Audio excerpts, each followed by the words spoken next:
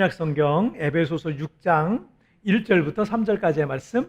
자, 우리 한 목소리로 합독하겠습니다. 시작. 자녀들아, 주 안에서 너희 부모에게 순종하라. 이것이 옳으니라. 내 아버지와 어머니를 공경하라. 이것은 약속 있는 첫 계명이니 이로써 내가 잘되고 땅에서 장수하리라. 아멘.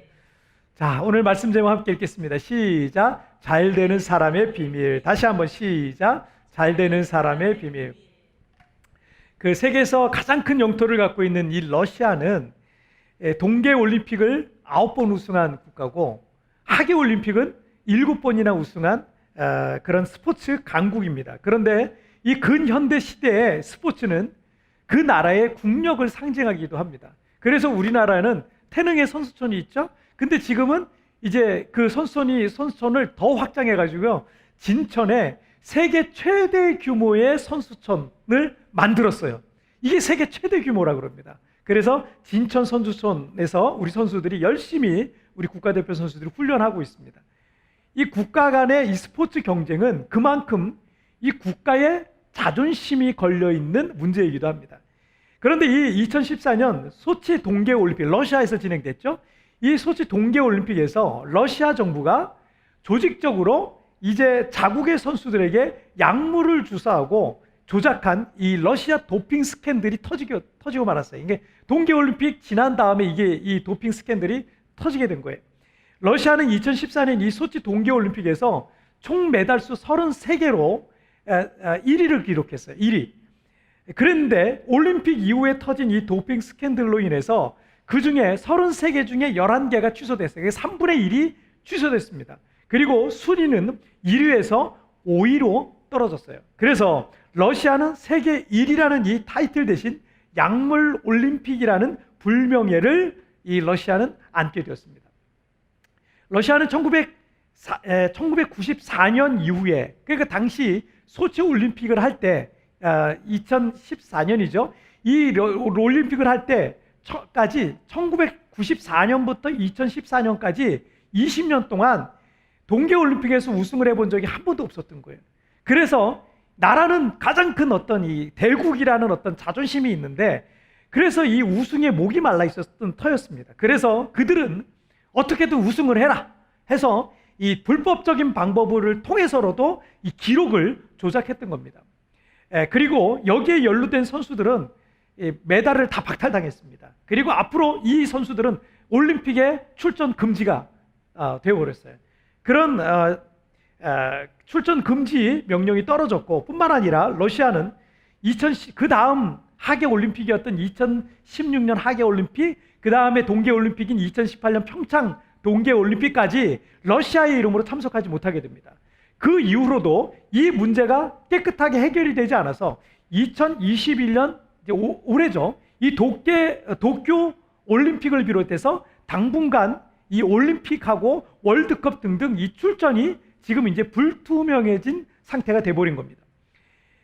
룰을 어기거나 법을 어기면서까지 남들보다 잘 되려고 하면 그 순간은 잘 되는 것 같은데, 하나님께서 세상의 질서를 그렇게 만들지 않으셨어요. 때문에 그렇게 잘 나가다가도 한순간에 몰락하는 겁니다. 한 개인도 그렇게 몰락하고요. 그리고 어떤 잘 나가던 기업도요, 한순간에 몰락하는 거예요. 여러분, 우리 지난주인가 지지난주에도 보니까 그 요구르트 만드는, 요거트 그런 거 만드는 그 회사가 있잖아요. 아주 유명한, 우리나라에서만 가장 유명한 회사죠. 그 회사가 그 요구르트를 마시면 코로나를 방지할 수 있다, 이런 어떤 엉뚱한 결과를 발표해가지고 있잖아요. 그거를 다 사갔어요. 슈퍼마켓에서 동이 났어요. 한 번에 사람들이 싹 사가버린 거예요.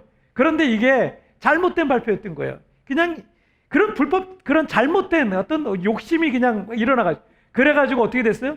회장이 자리에서 내려왔어요. 회장이 한순간이, 그러니까 막 주가가 갑자기 막 탁 떨어지고요, 그냥 회사 주가가 완전히 그냥 막 엉망이 되고 막 이렇게 돼버렸습니다. 여러분, 이게 어떻게든 그렇게 하면은 잘 되는 것 같은데요, 그 불법이 드러나는 순간 한순간에 개인도 몰락하고 한 기업도, 잘 나가던 기업도 몰락하고요, 심지어는요 한 민족과 한 나라도요 그렇게 돼버려요. 여러분, 그래서 지금 어떤 나라들이 막 불법적인 일을 한다, 하나님 다 보고 계세요. 우리나라도 포함이에요. 하나님이 원치 않으신 일을 한다, 하나님 다 보고 계세요. 중국이든 미국이든 일본이든 그 나라가 어떤 나라들이든 인도든 그 나라가 어떤 나라들이든 하나님이 원치 않으시는 그런 일들을 하고 있다, 하나님 그거 다 보고 계십니다. 그리고 하나님께서 징계를 하시든 심판을 하시든 그렇게 될 수 있는 거예요. 그래서 누구든요, 한 개인부터 한 민족에 이르기까지 하나님을 두려워할 줄 알아야 되는 거예요. 세계의 역사를 주관하시는 하나님 앞에서 창조의 질서를 거스른다? 잘 될 수가 없어요. 그 사람 잘 될 수 없어요. 그 나라가 잘 될 수가 없는 거예요. 지금 당장은 잘 되는 것 같더라도 그 결과는 가장 비참하고 가장 모욕적이고 가장 참담하게 될 수밖에 없는 것입니다. 하나님께서 사람을 창조하시고 이 세상의 첫 번째 조직한 기관은 가정입니다. 가정. 이 가정에서부터 사회가 시작되고 민족과 나라가 만들어진 거예요. 한 사람이 태어나서 가정에서부터 사회와 민족과 나라로 발전하고 성장하는 것처럼 하나님께서는요, 가장 중요하게 생각하는 것은 이 세상의 기관의 모든 것의 뿌리라고 할 수 있는 가정을 하나님은 가장 중요하게 생각하시는 거예요. 가정이 병들면 자녀들의 마음이 병들죠. 근데 그 자녀들이 1년 지나고 2년 지나고 10년 지나고 20년 지나고 성인이 되죠.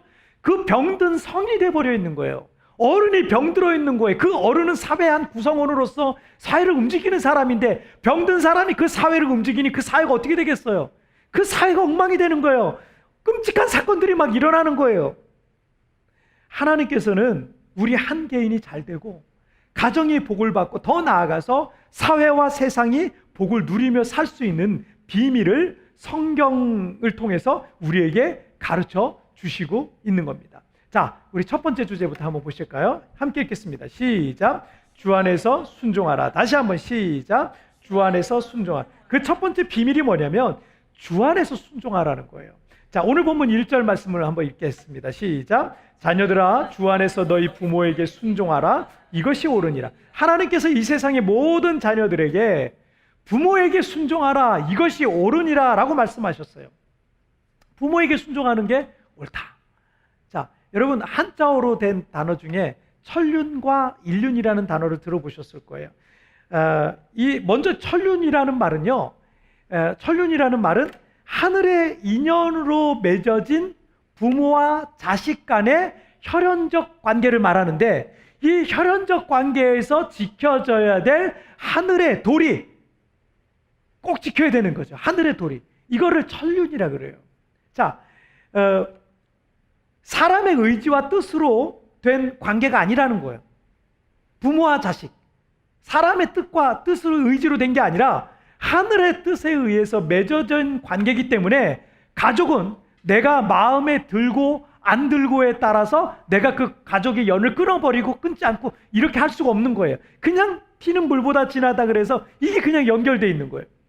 엄마 아빠가 자식을 낳으려고 그럴 때 이렇게 저렇게 계획을 짜요. 프로그래밍을 하고 얼굴 모양은 이렇게 만들고 키는 얼마 정도 좀 커야 되고 IQ는 몇 정도 되는 이런 식으로 기획을 엄마 아빠가 기획을 해서 그렇게 자식을 낳는 게 아니라는 거예요. 그렇게 낳을 수 있다는 게 아니라는 거예요. 또 자식들은 뱃속에서 생기기 전부터 우리 엄마 아빠의 직업은 이런 직업 정도는 가져야 되고 외모는 이렇게 돼야 돼. 그래야 내가 외모가 잘 나오니까 내가 외모는 엄마 아빠 외모는 이렇게 돼야 되고 또 돈은 얼마 정도 있어야 되고 사회적 지위는 이래야 되고 이런 걸 계획해서 그런 부모 밑에서 그렇게 해서 태어나는 게 아니라는 거예요. 내가 계획하고 준비해서 그런 자식이 태어나고 그런 부모 밑에서 내가 태어난 게 아니라는 거예요. 뭘로 태어난다? 하늘의 인연으로. 하늘의 인연으로. 그래서 여러분 시편 127편 3절 말씀에 태의 열매는 여호와께서 주신 뭐라고? 상급이라고. 선물이라고. 태의 열매는 여호와께서 주신 선물이라는 거예요. 부모와 자식은요, 하나님께서 맺어주신 거예요. 너 누가 낳았어? 엄마가 낳았죠. 당연히 너 누가 이렇게 예쁘게 잘라준 거야? 엄마가 잘라준 거잖아요. 그런데 아니라는 거예요. 더 거슬러 올라가면 하나님께서 우리에게 그 자식을 주신 거야. 하나님께서 나에게 그런 부모님을 주신 거야. 이게 천륜이라는 거예요. 천륜이라는 거예요. 그런 인연으로 우리가 자식구를 만난 거예요. 두 번째로 인륜이라는 것은 세상의 인연으로 맺어진 친구라든지 연인이라든지 이런 사회적 관계, 그런 사회적 관계로서 지켜야 될 세상의 도리를 인륜이라 그래요. 인륜은 세상을 살아가면서 사람과 사람 사이에 맺어지는 관계인데, 이것은 사람에 따라 호불호가 갈리잖아요. 그렇죠? 내가 좋아하기도 하고 싫어하기도 하고, 또 나에게 맞는 사람일 수도 있고 안 맞는 사람일 수도 있기 때문에 이 관계는요, 잘 맞으면 오래 지속되는 거고 잘 안 맞으면 깨지기도 하는 거예요. 이게 인륜입니다. 하지만 그 관계를 지속해가는 과정, 그리고 그 관계를 맺어가는 과정 속에서 사람과 사람 사이에 지켜야 될 약속들이 있고요, 또 상대를 존중해줘야 되는 그런 태도도 아주 중요합니다. 아무리 나의 선택에 따라서 그 관계가 시작이 되거나 깨지거나 하더라도 내가 선택할 때는 거기에 뭐가 따른다? 반드시 책임이 따른다는 거예요. 나의 선택 속에 반드시 책임이 따라요. 그래서 사람이 천륜이나 인륜을 저버리면 안 되는 거예요. 그거는 세상의 도리이기도 하고 하늘의 도리이기 때문에 그렇습니다. 인간다운 삶이란 사람과 사람 사이에 지켜져야 할 도리가 지켜져야 인간다운 삶을 사는 거예요. 특별히 부모와 자식 간에 이 지켜져야 될 천륜을 저버리게 되면 그거는 폐륜이라고 말하는 거예요. 우리 조상들이 자녀들을 훈육할 때 종종 쓰시던 표현 중에 사람이 그러면 못 써, 이런 말씀 있잖아요. 사람이 그러면 못 써. 너무 좋은 말입니다. 하나님의 형상으로 지음받은 사람이 인륜을 저버리고 천륜마저 저버리며 산다면 그 사람은 더 이상 사람이 하는 거예요. 짐승과 같은 거예요. 사람이 그러면 못 쓴다는 거예요. 사람과 사람 사이에 지켜져야 될 인륜을 저버린다면 우리가 사는 이 세상에는 의리라는 게 사라지는 거예요. 사람 사이에 신뢰가 깨지는 거예요. 의리가 사라지고 서로 그 신뢰가 깨지고 불신하면서 경계하고 미워하고 화가 나 있고,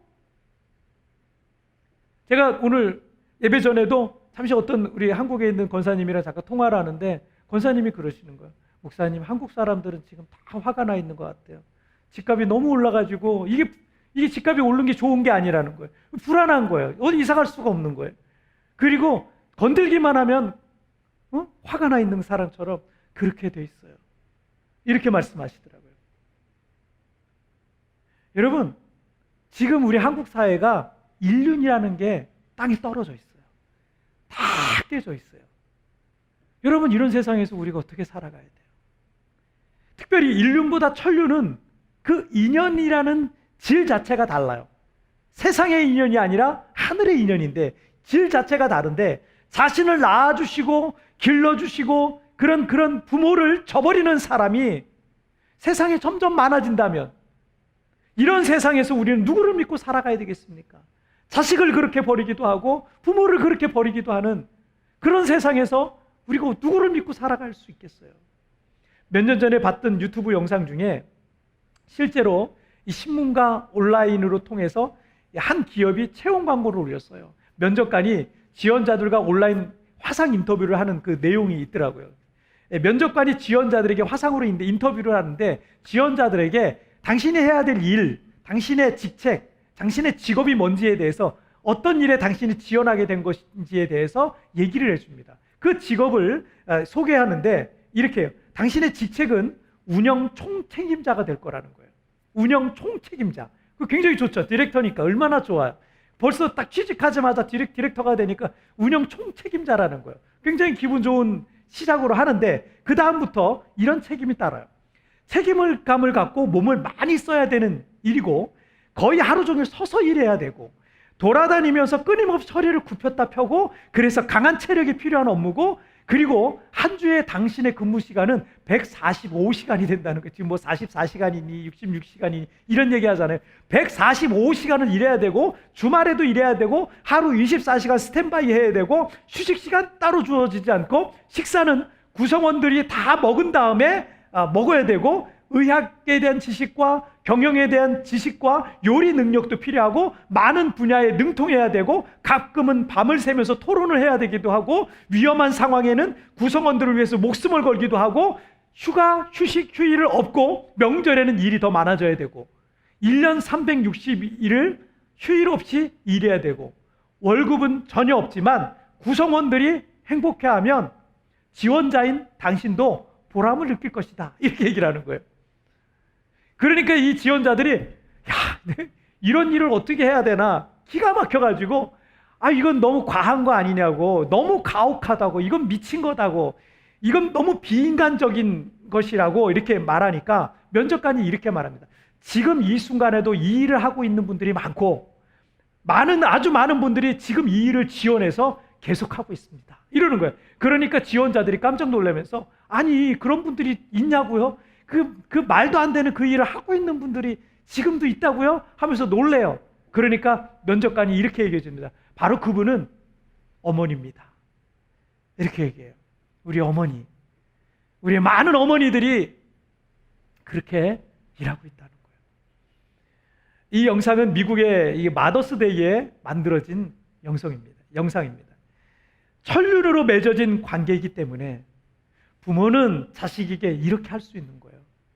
나를 가장 사랑하고 가장 아끼고 헌신적으로 돌봐주신 분에게 여러분 순종하지 않는 것은 천륜을 저버리는 거예요.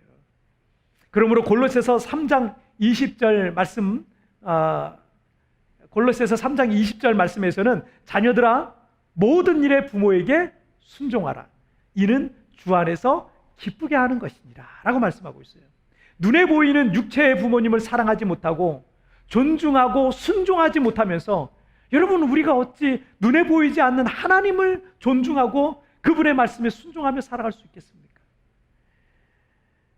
부모님을 존중하고 사랑하고 잘 섬기고 순종하는 것은 주님을 기쁘시게 하는 일이에요. 하나님께서 가장 기뻐하시는 일 중에 하나가 부모님을 잘 섬기는 일이에요. 사랑하는 겁니다. 하나님을 잘 섬기는 사람은요, 여러분 하나님을 잘 섬긴다고 하면 부모님도 잘 섬겨야 되는 거예요. 때로는 여러분들의 성장기에 여러분 부모님 지금의 여러분보다 더 젊었을 수도 있어요.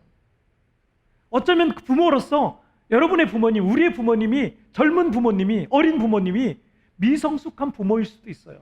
그냥 막 짜증을 나고 자식한테 더 좋게 해줘야 되는데 그렇게 해주지 못하고 미성숙한 여러분의 부모님이셨을 수도 있어요. 그것 때문에 어린 시절에 여러분은 부모님에게 상처를 입기도 하고 그 어린 시절이 여러분들에게 힘든 시간이었을 수도 있습니다. 부모님을 존경할래야 존경할 수 없을 수도 있습니다. 하지만 오늘 말씀에서 뭐라 그래요? 주 안에서 순종하라. 주 안에서 순종하라. 무슨 얘기예요? 주 안에서 여러분은 부모님을 사랑할 수 있고요, 존중할 수 있고요, 주 안에서 그분께 순종할 수 있고요, 때로는 주 안에서 그분들을 불쌍히 여기는 마음으로 부모님을 위해서 충고할 수도 있는 거예요. 그리고 중요한 것은 그렇게 주 안에서 부모님께 순종하는 이들이 복을 받게 된다는 거예요. 이것이 성경입니다. 그들이 잘 되는 인생을 살게 된다는 거예요. 여러분 부모님께 잘하세요. 여러분이 잘 됩니다. 그게 잘 되는 길이에요. 왜냐하면 그게 약속입니다. 성경입니다. 자, 두 번째에서 그 말씀하시죠? 함께 읽겠습니다. 시작. 부모 공경이 축복이다. 다시 한번 시작. 부모 공경이 축복이다. 배은망덕이란 말은 받은 은혜를 배신한다라는 말이죠. 사람이 한번 잘 되고 마는 인생이 아니라 계속 끝까지 잘 되려면 여러분 그냥 반짝 잘 돼요. 1, 2년 잠깐 잘 돼요. 그리고는 똑같이 옛날하고 똑같아요. 잘 안 돼. 그런 인생이 아니라 계속 지속적으로 그 인생이 잘 되려면, 끝까지 잘 되려면 여러분 하나님 앞에서 받은 은혜를 잊지 말고 겸손하게 사세요. 이게 방법이에요. 이게 방법이에요. 잊지 마세요. 세상에서도 마찬가지예요. 세상에서도 여러분 받은 은혜를 잊으면 안 되는 거예요. 이스라엘의 초대왕 사울은 아주 겸손한 청년이었습니다. 처음에 왕으로 지목되었을 때만 해도 그는 하나님 저는 왕이 될 만한 그런 제목이 못 됩니다. 우리 가문은 그렇게 대단한 가문이 못 됩니다. 내가 속한 지파는 그런 지파가 못 됩니다. 라고 하면서 나무 뒤에 딱 숨어 있었단 말이에요. 근데 하나님이 그를 선택하셨어요. 겸손한 그를 선택하셨어요. 하지만 그가 왕이 된 이후에 교만해져서 제사장만 드릴 수 있는 그 제사를 왕이 교만해지니까 자기가 집례하기도 하고, 아말렉을 진멸하라는 하나님의 말씀이 있었지만 자기 마음대로 자기가 원하는 대로 그 말씀을 막 바꿔요. 그리고 그 말씀을 따르지 않습니다. 은혜를 잊은, 하나님의 은혜를 잊어버리고 잊은 이 사울은 후손에게 제대로 된 왕위도 못 물려주고 전쟁터에서 비참하게 자살로서 자신의 인생을 마치게 됩니다. 여러분에게 하나님의 은혜가 지속되기를 바란다면 딱 한 가지만 기억하세요. 하나님의 은혜가 계속 내게 부어지고 1년이 지나고 10년이 지나고 20년이 지나도 계속 그 은혜가 부어지기를 여러분 바라신다면 한 가지, 하나님의 은혜를 잊지 마세요. 내게 베푸신 하나님의 그 은혜를 잊지 마세요. 여러분이 가난하고 절박하고 간절한 그 순간에 하나님이 여러분에게 구원의 손길을 내미셔서 여러분을 붙잡아 주셨던 그 순간을 잊지 마세요. 그 은혜를 잊지 마세요. 그래서 여러분이 그 은혜로 다시 살아나고 일어나고 회복된 거 아니겠습니까? 그런데 사람이 잘 변해요. 은혜를 쉽게 잊어요. 걱정도 없고 일이 형통하고 돈이 잘 벌리면 내가 잘나서 그런 줄 압니다. 그러면 기도도 안 하고 말씀도 안 보고 교만해지고 모든 것이 자기 건 줄 아는 그런 착각에 빠지고 맙니다. 그렇게 되지 않으려고 어떻게 해야 돼요? 매일 주님을 바라보는 거예요. 기도를 쉬는 죄를 범하지 말아야 됩니다. 여러분, 하나님 앞에 매일 무릎을 꿇어보세요. 저는 기도할 때 일부러 무릎 꿇어요.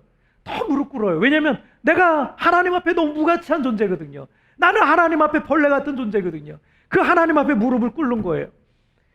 그러면요, 내가 하나님 앞에 어떤 존재인지를 매일 나를 돌아볼 수 있게 됩니다. 24시간 365일 주님을 바라보는 사람은요, 주님의 은혜를 결코 잊지 않게 될 겁니다. 사람은 하나님께서 우리에게 베푸신 은혜를 잊지 말아야 되고요.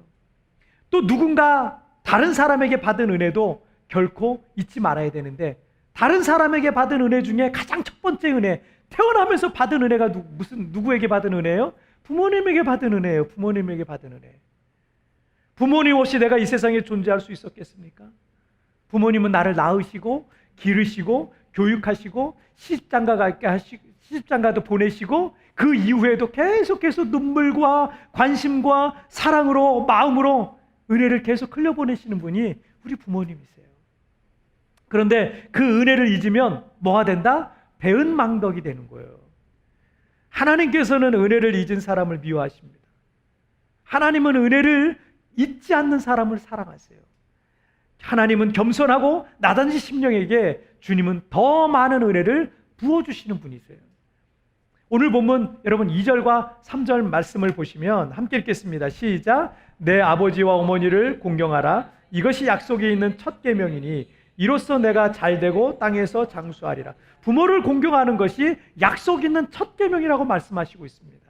하나님께서 우리에게 주신 10계명 중에 그 계명을 통해서 특별한 약속을 하시고 있는 계명이 제5계명인데, 자, 신명기 5장 16절 말씀, 함께 읽겠습니다. 시작. 너는 내 하나님 여호와께서 명령한 대로 내 부모를 공경하라. 그리하면 내 하나님 여호와가 내게 준 땅에서 내 생명이 길고 복을 누리라. 자, 10계명 중에 5계명은 내 부모를 공경하라는 말씀입니다. 그 이후에 여러분 6계명이 뭐예요? 살인하지 말라, 간음하지 말라, 도둑질하지 말라. 자, 다른 계명들은요, 이렇게 그냥 6계명, 7계명, 8계명 해서 그냥 명령으로만 딱 끝나는데요. 제5계명은 부모를 공경하라 라고 말씀하시면서 그 뒤에 수식어를 붙입니다. 그리하면 내 하나님 여호와가 내게 준 땅에서 내 생명이 길고 너는 복을 받게 될 것이다 라고 말씀합니다. 이 계명을 지키면 하나님께서 그 사람을 복 주시고 장수하게 하시겠다는 약속의 말씀이 여러분 10계명 중에 유일하게 바로 5계명에 나타나 있다는 거예요. 지켜야 되는 말씀인 거예요. 우리가 복을 받는 비결을 이미 가르쳐 주시고 있는 겁니다. 나를 낳아주시고 길러주신 부모의 은혜를 잊지 않는 사람이 하나님의 은혜도 잊지 않게 돼요. 여러분, 부모님의 은혜조차 잊어버리면 하나님의 은혜, 그 사람이 기억하겠어요? 기억 못해 보이지 않는 하나님의 은혜를 어떻게 기억하겠습니까? 그 잊어버리는 거예요. 하나님께서는 은혜를 잊지 않는 사람에게 그의 평생에 계속해서 복을 내리시고 또 내리심을 여러분 믿으시길 바랍니다. 여러분 잠언 1장 8절 9절 말씀에 내 아들아 내 아비의 훈계를 들으며 내 어미의 법을 떠나지 말라. 이는 내 머리에 아름다운 관이요 내 목에 금사슬이니라 라고 말씀하고 있어요. 머리에 아름다운 관은 명예를 말씀하겠죠. 목에 있는 금사슬은 부귀를 의미하는 겁니다. 부모의 말씀에 순종하고 부모를 공경하는 이들에게 뭐가 따른다? 부와 귀함이 따르게 된다라는 겁니다. 고대 철학의 아버지 소크라테스가 이런 말을 했어요. 내 자식들이 해주기 바라는 것과 똑같이 내 부모에게 행하라. 너무 좋은 말씀이죠. 너무 지당한 말씀이고 합당한 말이에요. 부모님의 은혜를 잊지 않고 공경하는 나의 모습을 내 자녀가 보고 똑같이 내게 한다는 거예요. 그런데 내가 부모를 함부로 대하거나 소홀히 한다면 그 모습 또한 내 자녀가 그대로 보고 배우고 있다는 것을 기억해야 되는 겁니다. 제가 6살쯤 되었을 때 저희 가정은 깨졌어요. 부모님은 저희를 버리고 떠나셨습니다. 그래서 저는 부모님에 대한 기억이 작은 파편으로 남아있어요. 조각조각 남아있는데 그것조차도 별로 많지 않아요. 저는 부모님에 대한 기억이 별로 없습니다. 그리고 제 기억에 없는 저의 영유아 시절이 어땠는지 저는 전혀 몰라요. 제가 뭘 좋아했는지, 뭘 싫어했는지, 언제부터 걷게 됐는지, 저는 예쁘고 사랑스러웠는지 저는 아무것도 몰라요. 저의 어린 시절의 정보는 저에게 아무것도 없습니다. 어리고 철없던 저는 성장하면서 무책임하게 떠나셨던 이 부모님이 원망스러웠어요. 그 부모님에 대한 분노를 가지고 저는 살아왔습니다. 저는 정신적으로, 심리적으로 불안정했습니다. 그러다가 19살 때 제가 예수님을 믿게 됐어요. 그러면서 하나님 아버지를 내 아버지로 섬기며 살게 되었습니다. 그리고 결혼해서 저는 예쁜 딸아이를 낳게 됐어요. 아기가 눈을 감고 자고 있는 모습은요, 세상에 어떤 천사도 그렇게 예쁠 수가 없을 거예요. 하루 종일 그 얼굴만 보고 있어도 전혀 질리는 게 없어요. 제 얼굴에 미소가 떠나지 않았습니다. 저는 저희 딸아이를 보고 있는 그 순간 너무 행복했어요. 세상에 어떤 시름이 있다 할지라도 그 시름을 다 잊을 만큼 저는 행복했어요. 그러다가 제가 스바냐 3장 17절 말씀을 보게 되었는데 한번 같이 읽어볼까요? 시작. 너희 하나님 여호와가 너희 가운데 계시니 그는 구원을 베푸실 전능자시라. 그가 너로 말미암아 기쁨을 이기지 못하시며 너를 잠잠히 사랑하시며 너로 말미암아 즐거이 부르며 기뻐하시리라 하리라. 저의 딸의 출생과 함께 깨닫게 된 이 말씀은 하나님께서 나를 보셨을 때 이 부족한 나, 이 연약한 나, 정말 보잘것없는 나를 보셨을 때 이런 마음이셨겠구나 라는 것을 깨달으면서 동시에 나를 낳아주신 아버지와 어머니도 이런 마음이셨겠구나 라는 것을 제가 알게 됐어요. 그때까지 저는 그냥 그분들을 잊고 지냈었지만 일부러 잊으려고 노력했죠. 마음 저 구석에서는 부모님에 대한 서운한 마음이 있었고 또 그 마음이 짙어지면 용서하기 힘든 그런 마음도 있었습니다. 하지만 이 말씀을 깨닫게 되면서 젊었던 우리 그 당시에 우리를 가정이 깨지던 당시에 우리 젊었던 우리 부모님이 그 가정의 그 어려움 속에서 얼마나 마음이 힘드셨을까, 얼마나 삶이 지옥 같으셨을까, 이런 걸 생각하니까 우리 부모님이 너무 불쌍한 거예요. 만약 조금이라도 주님을 알 수만 있었다면, 주님을 알기라도 했다면 좀 상황은 좀 다르지 않았을까? 우리 가정이 이렇게 되지는 않았을 텐데 두 분은 좀 더 행복해지지 않았을까? 제가 예수님을 믿고 나니까 그런 생각이 들더라고요. 그리고 부모님의 은혜에 대해서 그때부터 제가 고마운 마음을 갖게 됐어요. 저희 딸을 낳으면서 또 이스바냐 말씀을 알게 되면서 제가 부모님의 은혜에 대해 고마운 마음을 갖게 됩니다. 지금도 저는 지금 이 세상에 우리 부모님 계시지 않지만 저희 부모님에 대해서 손톱만큼도 털끝 하나만큼도 미워하거나 또 원망하거나 그런 마음 없어요. 정말 저를 낳아주신 것으로 그거 하나만으로 저는 너무 고맙고 감사한 마음을 갖고 있고요. 또 어떻게든 잘 살아보려고 그 어려운 가정의 어려움 속에서 어떻게든 잘 살아보려고 애쓰셨던 우리 부모님의 그 마음을 제가 공감하고 있습니다. 여러분, 부모님이 건강하게 옆에 계실 때 더 잘 섬기시길 바랍니다. 떠나시고 나면 잘해드리고 싶어도 잘해드릴 수가 없어요. 부모님의 은혜를 잊지 않고 공경하는 사람을 하나님은 축복하실 겁니다. 자, 오늘 말씀 정리해 볼게요. 오늘 두 가지 말씀 나눴어요. 함께 읽겠습니다. 시작. 주 안에서 순종하라. 부모 공경이 축복이다. 다시 한번 시작.